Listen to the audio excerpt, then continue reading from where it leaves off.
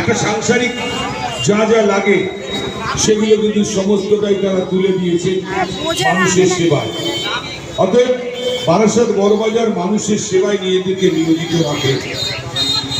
এমনও দেখা গেছে বারাসাত বড়বাজার ব্যবসায়ী সমিতি বিভিন্ন এনজিওকে প্রতি মাসে একটা ভাতা, সেটা আর্থিকভাবে হোক বা বস্ত্র দিয়ে হোক বা কিছুটা রাইস দিয়ে বা কিছুটা সামাজিক কর্মে,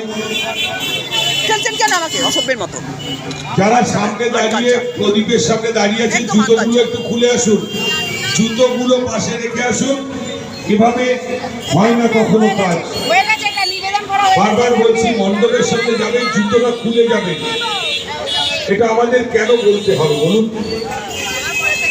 আপনারা মায়ের কাছে